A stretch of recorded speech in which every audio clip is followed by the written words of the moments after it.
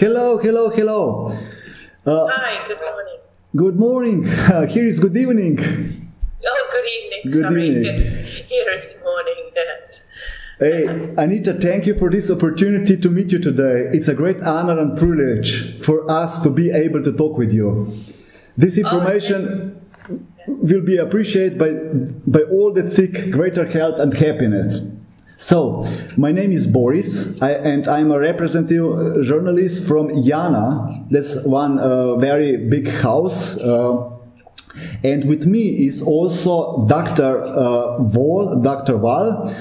Her name is also Jana. So she's a surgeon, and she will help me a little bit with the question. She's perfect in English. So if you are ready, we could start with number one question. Sure, I'm ready. And Okay. sorry, did you say that the other Jana, she's sick today? She's a doctor. She's a surgeon. So she will ask some medical question, and I'm sure it will be fun, a lot. Okay, perfect. So Thank you. I just want you to know. I also had a big cancer experience with carcinoma, malignant melanoma. I was also between 5 and 6 months near the death. So I can understand more what is going on in such situation. So Wow. you can expect much, let me say, much deeper questions as usual. I like that very much, and I'm so glad that you are out of your experience now. Yes, I am. I'm healthy. I'm happy, and therefore they asked me to have an interview with you because I have a lot of experience in this stage of cancer. Perfect. That's wonderful. Great. First of all, I would like to tell you, we are very happy to let you know that your translated book, Dying to Be Me, has been one of the most sold book of the month in a leading bookshop in Slovenia. This bookshop is called Knjigarna Zdaj. Oh, wow. Yes. Wow, I'm so happy to hear that. You see? Okay. Number one question. One cannot pass the most obvious and most important question. What was the benefit of this experience which happened to you? What did you learn from it, and how it affects your everyday lives now? Or to put it differently, what is the difference in your thinking, perceiving the world and the actions of old Anita before this experience and the new Anita after this major change? Wow, it's a huge difference. The benefits were huge, and it's interesting. I would have to say that death taught me how to live. I was not living my life before this experience. Wow. And you know, and I always say that the cancer was a gift. And when people say that, oh, the cancer nearly killed you, I always say, no, the cancer saved my life. I was killing myself before the cancer. Mm-hmm. So the difference is huge. I learned how to love myself. So the person I was before, I never loved myself, and I always lived in fear. And this means that every choice I made in life, I made out of fear, and that means a fear of failing, a fear of displeasing other people. Even the choice of foods I ate, it was from a fear of getting cancer. So, for example, even if I ate very, very healthy, like for a long time I was vegan and I used to eat only organic food, but everything I did, it was out of a fear of getting cancer, not because I loved my body or I loved myself or my life. So today, in that sense, everything has changed, that every decision I make now is from a place of love. And when I say from a place of love, love starts with loving yourself. So now, whenever I do something, it's because I love myself, or I'm passionate about my life. I love my life. I want to live long. I want to be healthy because I want to live long, not because I don't think in terms of, oh, I'm scared to get sick and that's why I should eat this. I think in terms of, what will help me feel better because I care about myself. So that is the biggest lesson. So excuse me. I used to be a people pleaser, so I would always do what other people wanted me to do, not because I loved them, but because I was afraid they would criticize me. Today, I don't worry about people criticizing me, but interestingly, I don't worry about people criticizing me, and I don't do things for people just because I'm scared of what they'll say.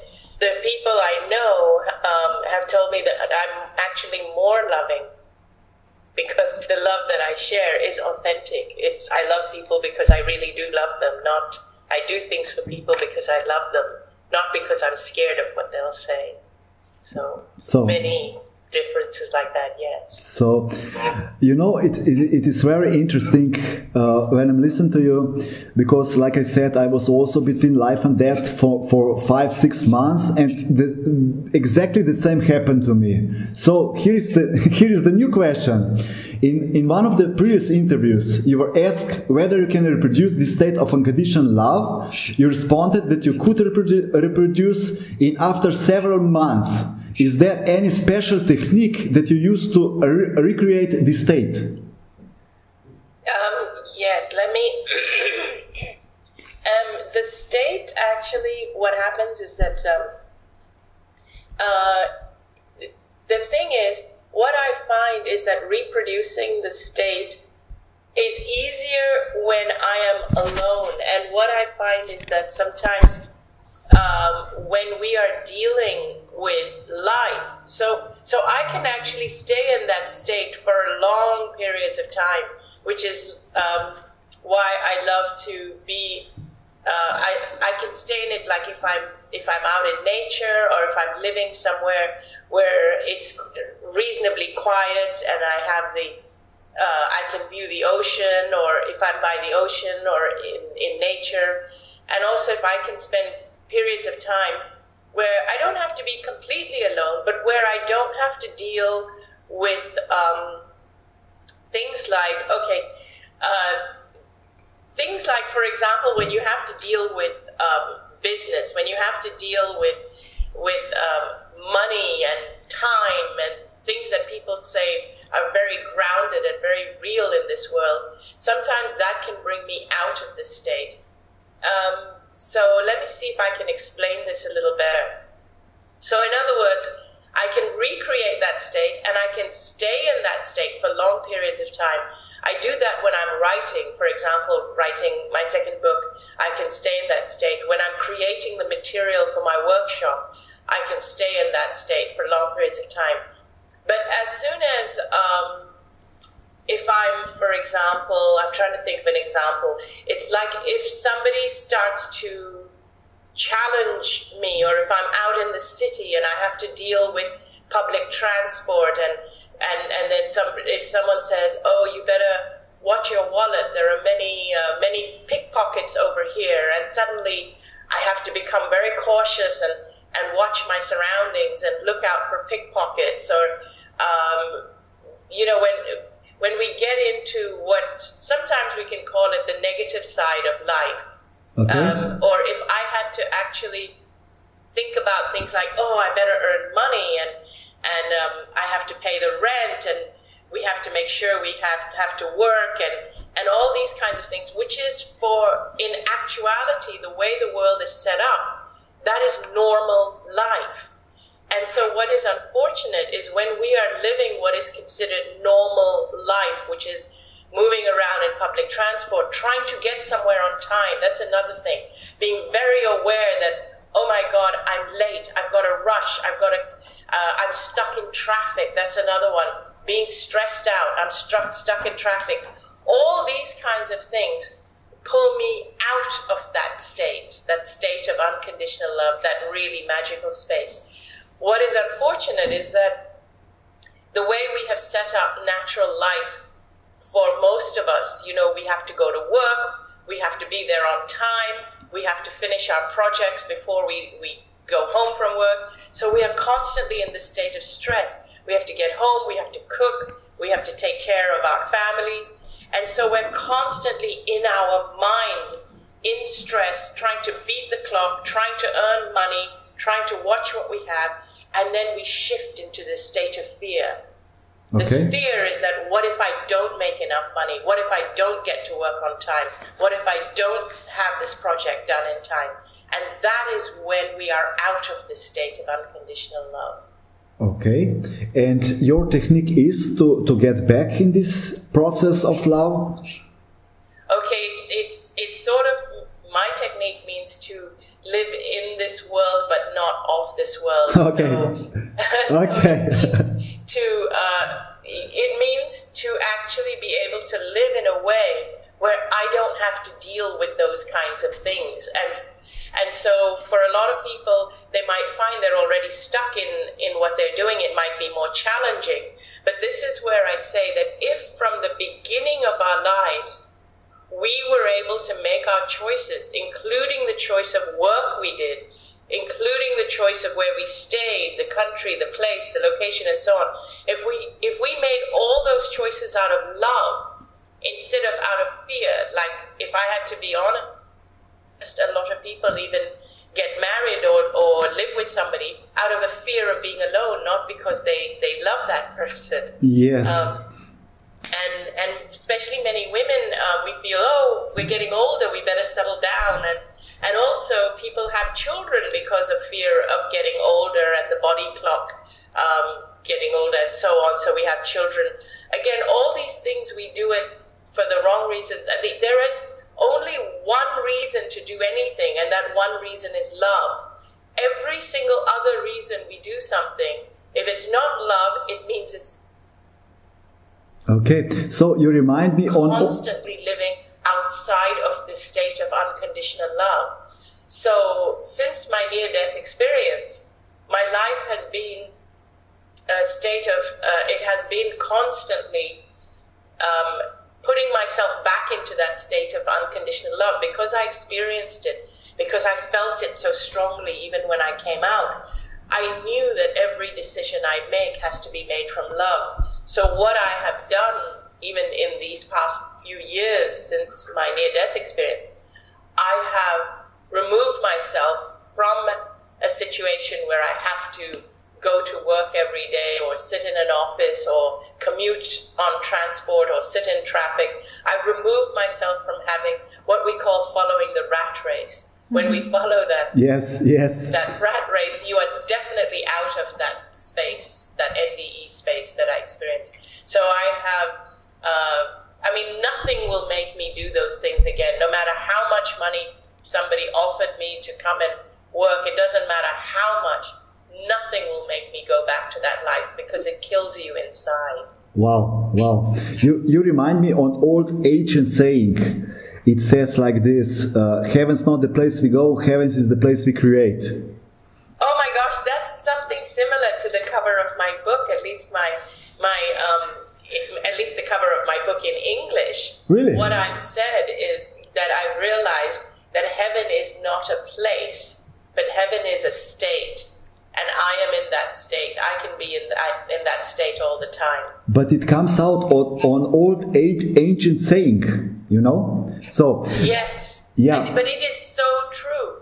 Because when I was in that state, in the other side, that was when I realized that I am that state, that I can come back. It doesn't matter. Heaven is not a place. Whether I'm there in that realm or whether I'm here, heaven is inside me.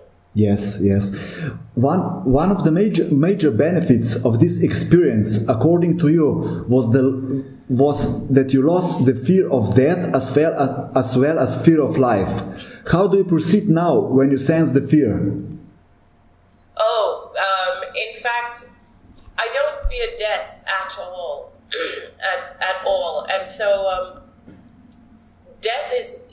So, and I always tell everybody, if death is the worst case scenario, then you have nothing to worry about. Okay, this one is good. Tell to the other people, they get angry, you know. They do, but in actuality, death very beautiful. But the thing is, in actuality, the worst case scenario is having a bad life, not death. Yeah, true, true. So struggling or dealing with life, with illness, and so on, that can be a struggle for people while we're here. That is something that's very real that a lot of people feel. But what I try and speak about is how to deal with life when we are going through struggle.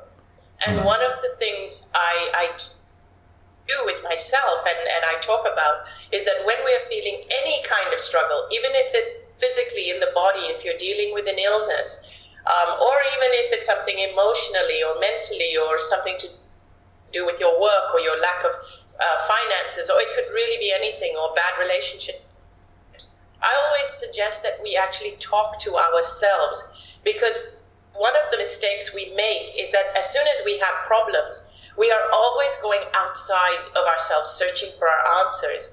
Okay. We research the internet, and we fill our minds and we fill our thoughts with information that there is no room. We allow no room or no gap in our thoughts for our intuition to come in. Okay. And it needs space, our own self, our own higher self, or our guides, or God, or whatever we feel that whatever it is we believe in, we need communication from that side of ourselves. Okay. We need communication from our inner self, or our guides, or the universe, or God. And if we are constantly, if we have a problem and then we're constantly researching on the internet, like, oh my God, I have this illness or I have this problem, I better research it, I better find out about it, or I better go and see a therapist, and so on. And every moment we're just obsessing about this problem, and it's not fixed, and then I'm beating myself up, like, I've read so much, and how can I have brought this on to myself? What I tell people is just stop everything, and just listen. Listen, what is your body telling you? And just listen. Why is this happening to you? Like, just listen and just stop thinking, stop searching. And what you'll find is as soon as you stop in the silence, you will start to sense things. And as you go about your day, then you will attract the right thing. Even if you're meant to read a book or somebody's meant to advise you, the right book will come to you.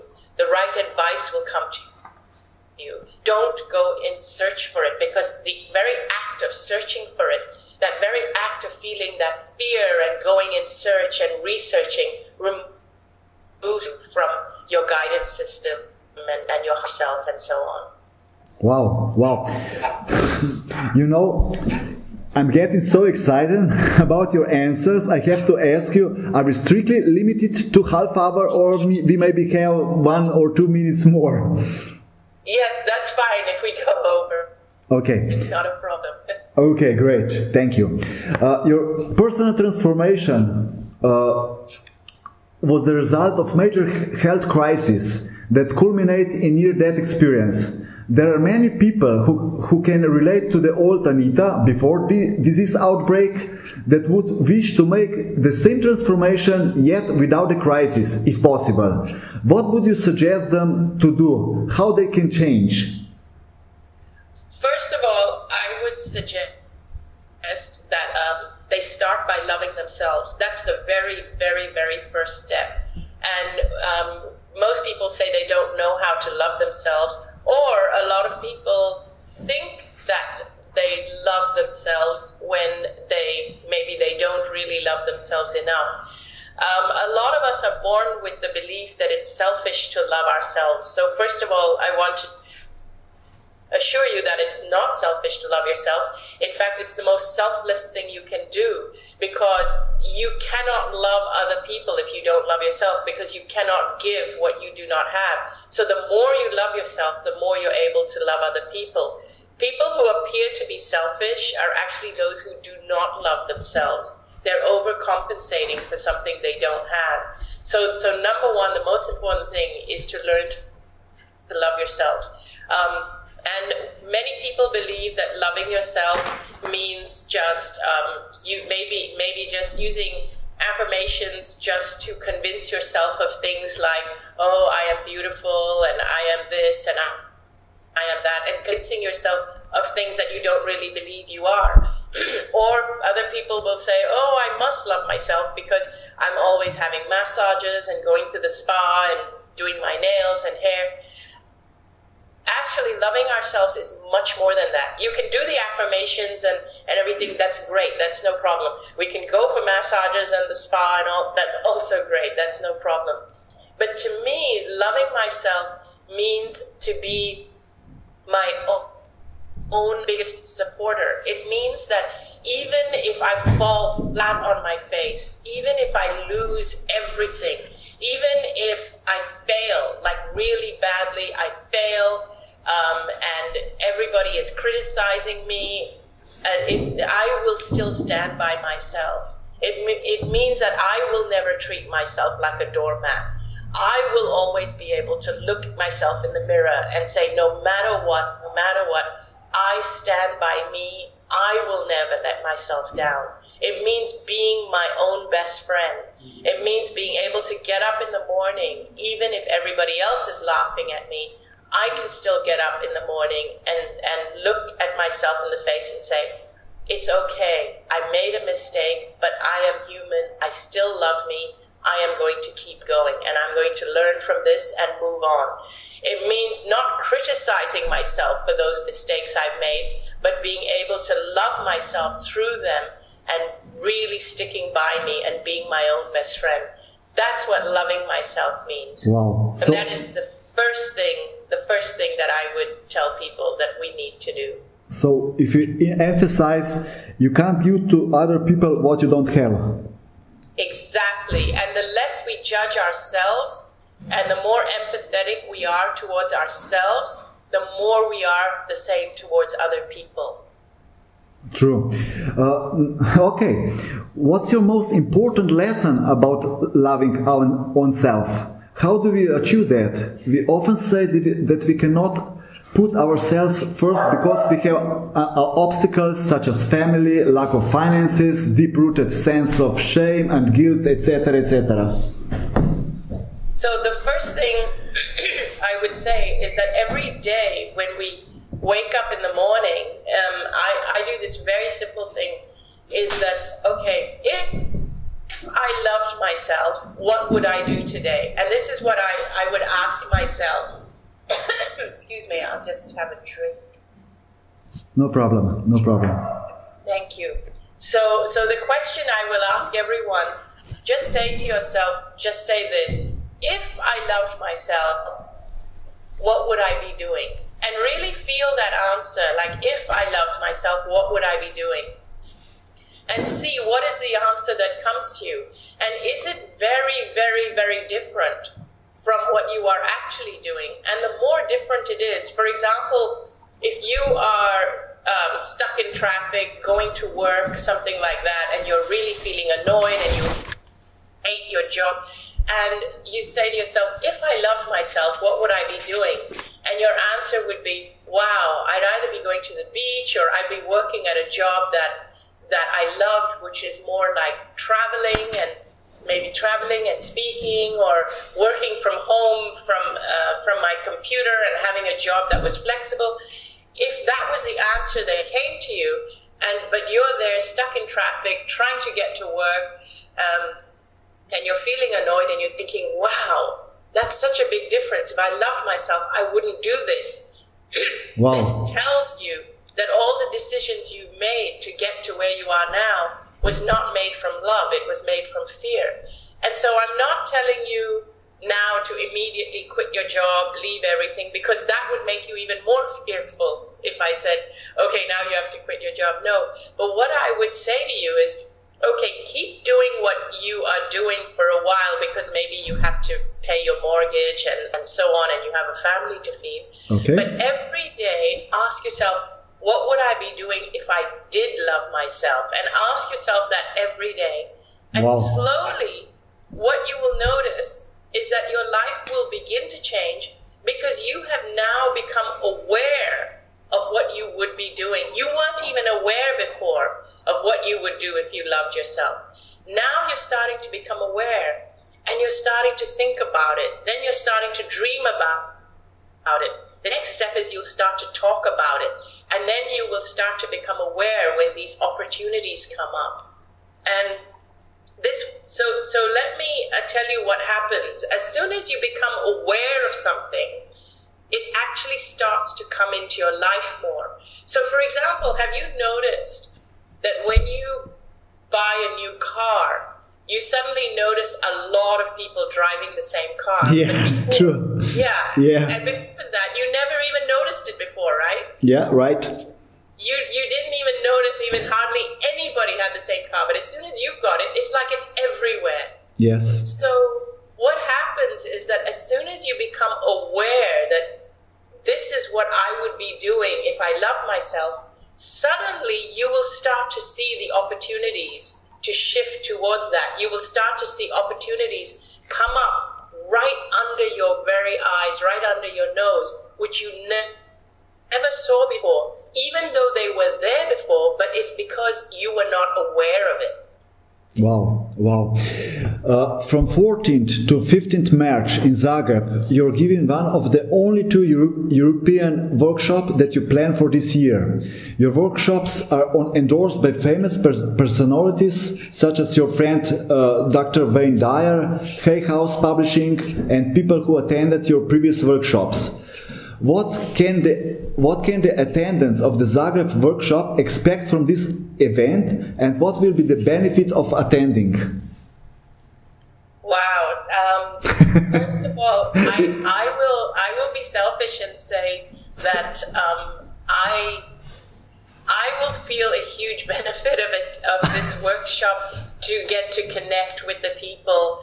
I love connecting with people. For me, when I'm in a room full of people, all I feel is love from all of them and for all of them, and I get people to share our love for each other, and that is a huge benefit for me, and I hope for everybody else. But I just wanted to start by saying that it is such an honor for me to be there and connect with the people of Zagreb and connect with the people of Croatia. Mm-hmm. And it is such an honor for me that my book is selling so well over there. In Slovenia. And so I really feel their love. And what I try and do in every workshop is that I just try and what I do is I get everybody to open up to just feeling what it feels like to be in that space of pure, unconditional love. For me, the energy that we create in the room is actually the primary thing, and then the information that we exchange is the secondary thing. So my workshops are more a heartfelt thing, because the information we exchange, I will be speaking about things like how to communicate with your body. I will teach people how to do self-meditation. I will talk to people about how to be in that state, what it's like to be in that state. I will tell them the importance of self-love, how to cultivate self-love. All these things will be covered and more, a lot more. But for me, the biggest thing, which cannot be expressed in words, in any book, in any internet site, in any magazine, in any radio interview, the biggest thing is the energy exchange that we feel when we are together in that space. Wow. You know, my intention is for everybody to walk out of there feeling uplifted and ready to take on their life in a different way. That means transformation for all of us. Yes. Yes. Great. Great. My intention, transformation for everybody. Okay, about your book. Your book has been published about a year ago in Slovenia. We call you from Slovenia. And in Croatia has been published about a few days ago. So we read your book in Slovenia about 1 year ago, and it is a lot of information around this topic. So I would like to ask you, who is the workshop intended to patients and their relatives and friends, or also to people who don't have health issues? Yes, it's for anybody. It's for anybody who, first of all, if you have health issues, absolutely this workshop is for you. And it's any health issues, not just cancer, but any health issues. It's also for people who have fear of health issues. It's for also for people who take care of others who either have health issues or who are dying. It's for people who have fear of death. It's for people who have lost loved ones and are still grieving. And it's also for people who are struggling in any way in their life and cannot understand why they are struggling or how they got the life they got. So I would say it's pretty much almost for everybody. Great. My colleague, Dr. Wahl, is very eager to hear you, to ask you some question, but if you allow, I have one more question. Sure, yes. Is there any message you would like to convey to the readers of your book, future attendants of your workshop, and all people in pursuit of their happiness? Yes. I would say the most important thing is don't take life so seriously. Don't take yourself seriously. Don't take spirituality so seriously. You have to lighten up, be kind to yourself, learn to laugh a lot more. We have become a human race of very, very, very serious people. So we all really need to lighten up, laugh more, learn to laugh at life, at everything in life, and enjoy yourself. Do things that are fun. Start having fun. Eat chocolate and things like that. Stop being so serious. So that's the thing. And I would want people to know that you are all spiritual beings. It's not something you have to it's not something you have to work towards to try and get. You were born spiritual. How can you not be? You are all a piece of God. So I would want everybody to know that. Anita, now I have one more question.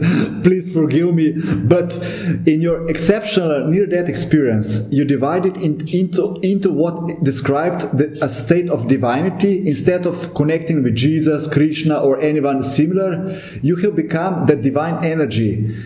You have become the divine energy. Can you share how it was for you to have this experience? You mean when I was in that realm? Yes. Yes,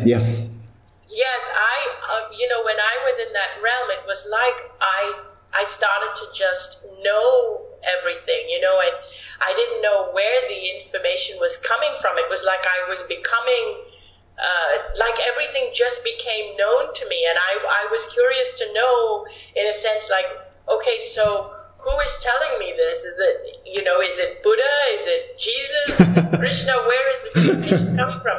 Okay. Is it my father? And then I realized that actually there is no separation between me and all of them. When we die, everything that we are, it just gets merged, it just gets shared, it just gets known. All of us, whether we are Jesus or Buddha or Krishna, we are all facets of the all-knowing, of the same. And so now I realize there's no separation. We are all a part of Jesus or Buddha or Krishna or Shiva or Allah, every single one of us. Thank you. I will pass now a few questions. You won't pass? Yes. Okay, please. Anita, it was such a pleasure listening to you this half an hour. It's such a joy to listen to you. You're such a mesmerizing person. And if I may just comment on how impressed I was by your unique story, how you were kind of suspended between such diverse cultural influences in your childhood and your grown life. And I really felt for you as a 6-year-old girl when you heard that conversation between your mom and her friend that girls can be problems. And it's such a wonderful thing that you have identified that that event as an event that started to create that belief that you were not good enough, or that you're not important enough, or that culture is more important, or your parents are more important. And it's rarely to hear that somebody identifies this, but probably you identified that when you were in that other place. And well, I think people that have this vast majority of information now on internet can relate to you, because they are, as you said, they can become confused. And you so beautifully said that you have to create silence to get the intuition about what to do in all these of all these possibilities. Thank you. Yes, exactly. And thank you for recognizing that, because what a lot of people don't always realize is that, you know, when we are very young and when we are very impressionable, somehow, even if we don't consciously know it, but we can feel it. If we are in a culture where, for example, the female gender, where there is gender disparity, then we grow up in that culture, women, they will feel it, even if they don't say it, even if they don't consciously know it. They will have been brought up in an environment where men are given opportunities. It's the same that goes if you are of a race and you are living in a country where you are a minority race, and it may not be said, or you may not consciously know it, but you will slowly, it kind of goes into a sort of an unconscious layer within you, where you kind of are aware that, I am not of the majority race, and this other race are the ones who are going to get more opportunities than me. And what happens is that what we don't realize is that as we get older, it does have a very unconscious kind of inferior, it creates an unconscious inferior feeling within you. And it does affect all the decisions you make and everything. So I'm glad you brought that up, because it is actually quite important, because when I was in that realm, in the near-death state, it is like everything was stripped away from me. It's like when it's, so when I was in that death state, I learned that not only are we without our bodies, but we are also without our culture, we are without our race, we are without our gender, we are without our layers and layers of beliefs that we have accumulated over this life. And so the only thing that's left is just pure love. And in that state of pure love, it's like we are separate from this physical life with all these layers. And I could see from that realm, wow, so who I was in the physical life was all these layers of beliefs that, oh, I am Indian, I'm darker skinned, so I'm more inferior. I'm a woman in this culture that treats women as a little bit more inferior than men. And so suddenly it's like so clear. It's like you're looking at it as something separate. And that's why I had these beliefs. That's why. And it's those beliefs that were informing my thinking. So the beliefs at the very root of me is what is informing my thinking. So no matter how much I go out and study and learn and read, it's still just adding layers on something that is so deep that we don't think that, oh, actually we have to go right in there and remove that thinking, that very thinking, the very root of my thinking is wrong. It makes me feel inferior. Does that make sense? Yes, absolutely. And you put it so beautifully. And I was also very impressed by your story about how you heard and felt everything that was going on with your body and your environment, even if you were quote unquote unconscious. So as a doctor, I think this more healthcare personnel and doctors should hear about your experience, because it's so important how to communicate and what to tell and what not to tell when you are dealing with a person that is so helpless. And what I was also so impressed was when you told that your doctor, when he was sharing the diagnosis, he said, that whatever path you take, he would support you. That's so beautiful. And how important this was for you, that the doctor was supporting you?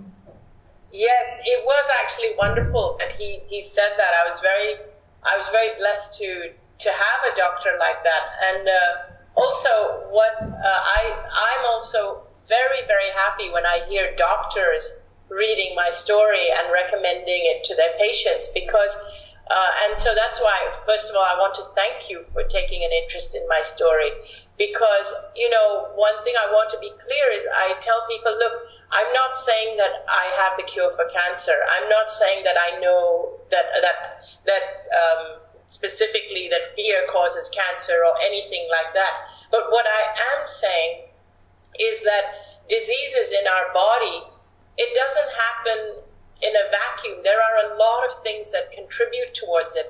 And I know for me that it was all my self-criticizing thoughts. It was my fears. It was me beating myself up and so on that depleted the immune system. And we scientifically, we know that when people are depressed and when they're stressed and when they're unhappy, our immune system does get depleted. We even know that. So I guess my message is I would love for doctors and people in medical research and so on to start thinking in terms of, okay, what are the emotional conditions that we need to look at and so on. And so I love it when doctors read my book. And I think that patients do need to be asked questions like, what is your personal life like? What is your spiritual life like? And do you love yourself? Do you have people in your life who love you?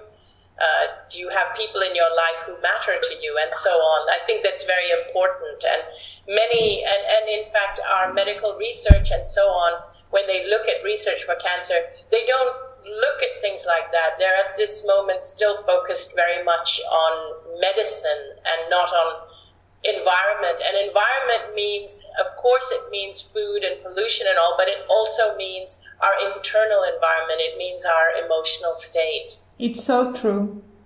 And you so beautifully described your state before manifesting your disease as the diagnosis of fear. And I think this is one of the key points in your book, at least in the first part of your book. And so important for people to realize that their fear is actually killing them.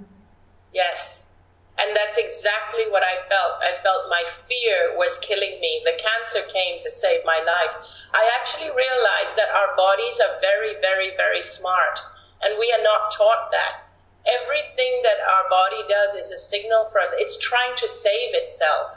Everything is, the body is constantly trying to save itself. That's why, obviously, when we cut ourselves, we heal very quickly, because our bodies are actually trying to save ourselves. And I realized that even the cancer was my body trying to save myself, saying, you're already killing yourself.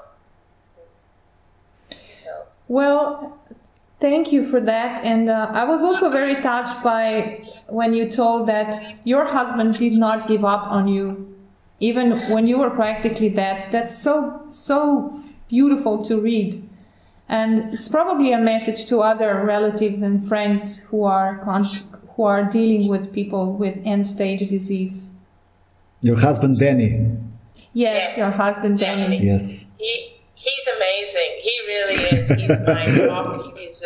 I wouldn't be here if it wasn't for him. I know he's a big reason why I came back, and that he never gave up on me. So anybody, if you have relatives that are unwell, always hold on to the hope. Always, because even if they don't make it, it doesn't mean they failed.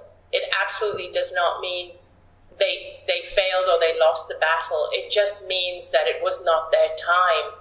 But as long as the relatives hold out hope till the end, the one who's battling the disease, they can feel it. They can feel it energetically if you've given up or if you're still holding the place for them where they're healed. They can feel it. And I could feel it from my husband, that he was there for me 110%.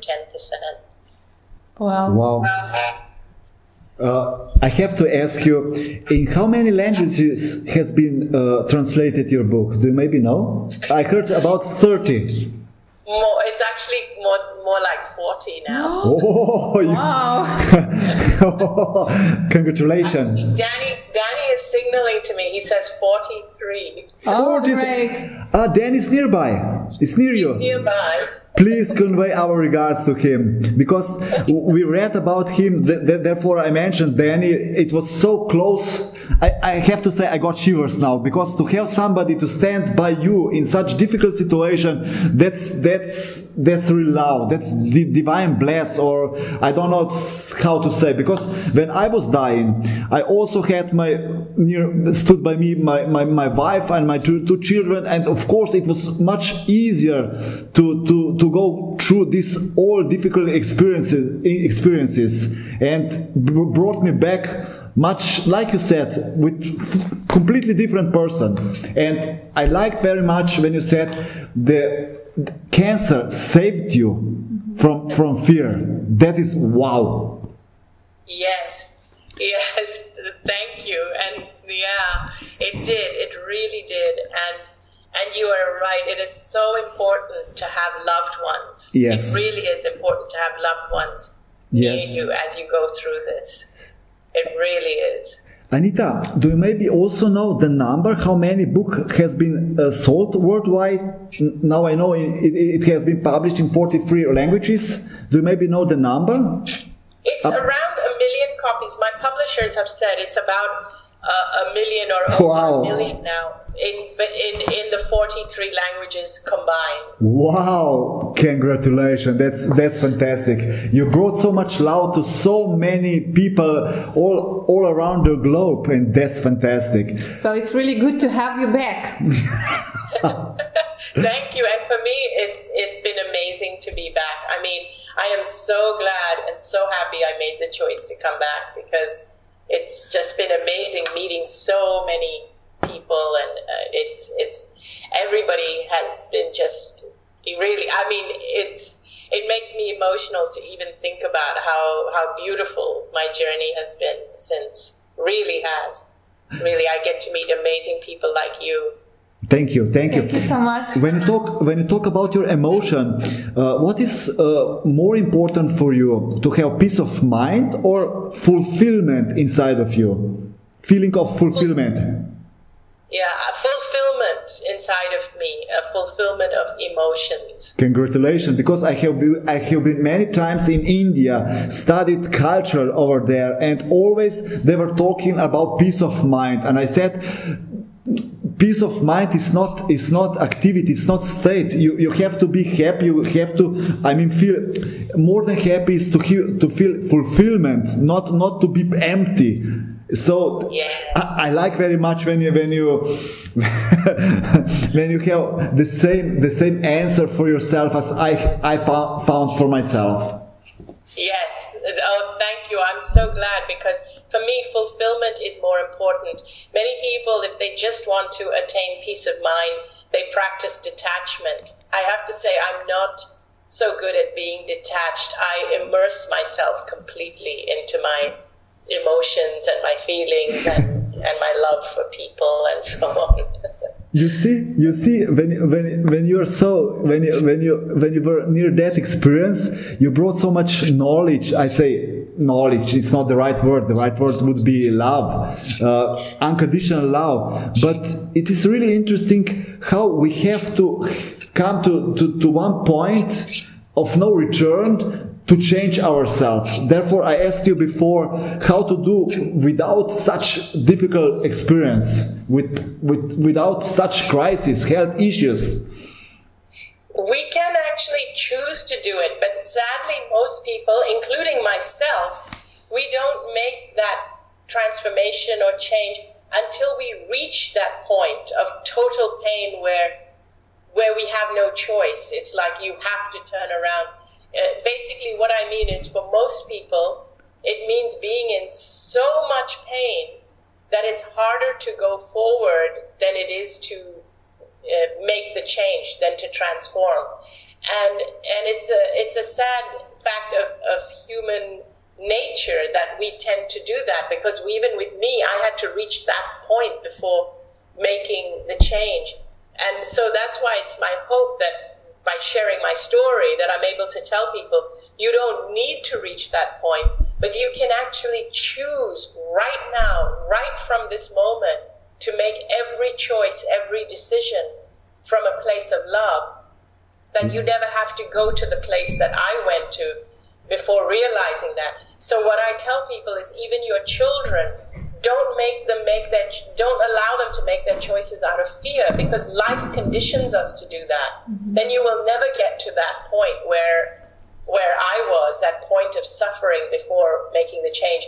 If every choice in your life is made from a place of love instead of fear, and when I say that, it means from a place of, this is what I want to do, this is what I feel passionate about, instead of, oh, I have to do this because it pays more money or it pays the mortgage. So if we are conditioned to choose from school, the subjects, to follow the subjects that we are passionate about, to follow the career path we are passionate about, not what our parents want us to follow because it makes more money or because it's what my father did and so on.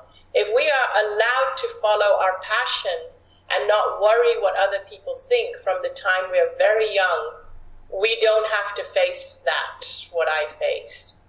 Wow. Maybe in this particular situation, when you mentioned money, what is your feeling towards the money? How do you feel when you're dealing with money? How you perceive the money? Today I actually perceive money very differently from before. To me, money is more a form of energy. I mean, for example, I'll tell you the truth. Like, say, for example, my message, what I came back and learned. I don't sell the message. It's not for sale because it's priceless. So I give it completely free. My message is available all over the internet. The message is completely free. I give interviews for free. I have YouTube videos. I have a website where everything, I have newsletters. So the message is completely free because I feel the whole world needs to know the message. But in terms of money itself, I feel that money just, if you allow it, money just flows. Enough money will always flow into your life to follow your passion. The minute that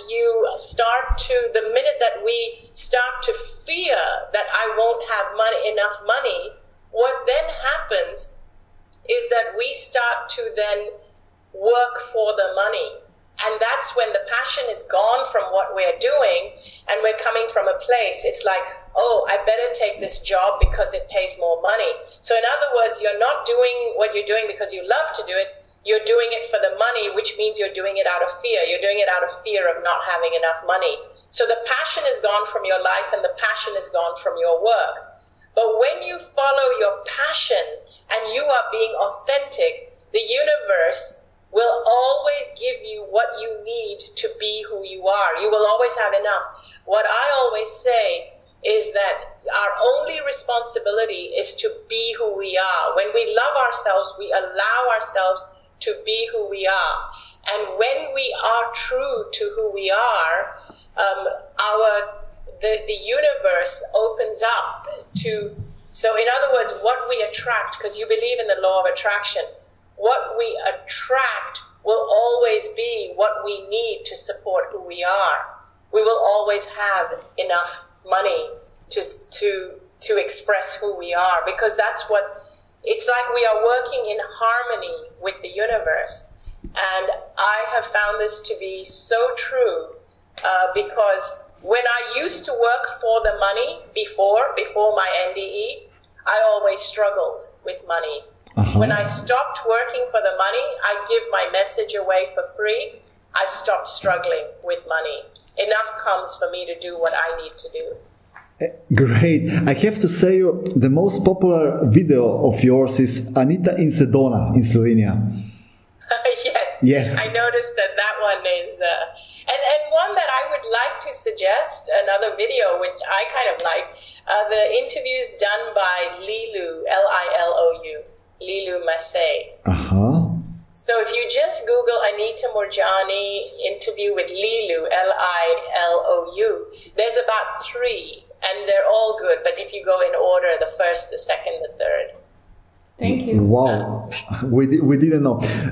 Maybe the final question. You're very popular all around the world, and you express such nice energy. How much of free time do you have?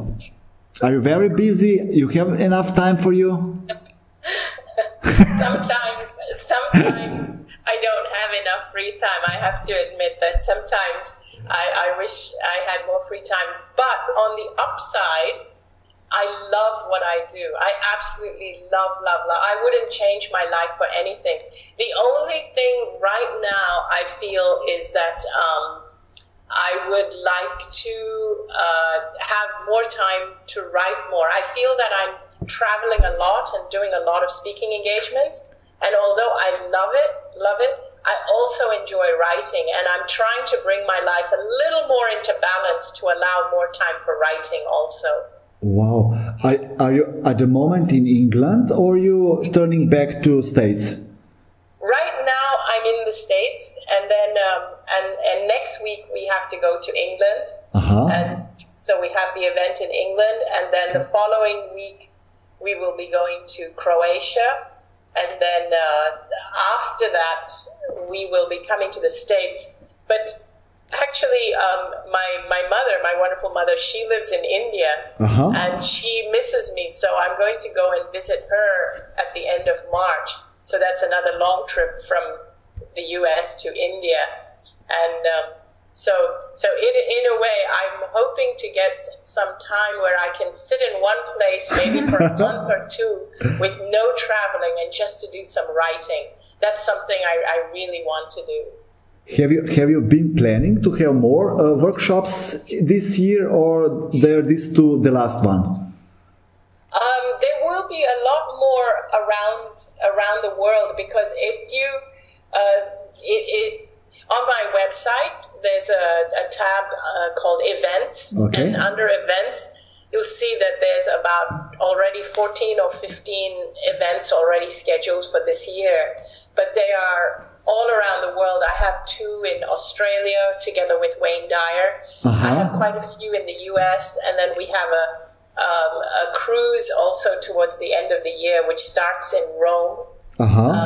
So there's many events, and so what I would ask for anybody to just check in on either my Facebook page, so that's Anita Moorjani Facebook page, or to check my website under events. And there's always new events being added. Great. I have seen it, but somehow I'm so concentrated on your story that I forgot, I have to say. We have heard, and of course we have seen the last interview when you have with Carmen in Croatia. We love it, just to let you know.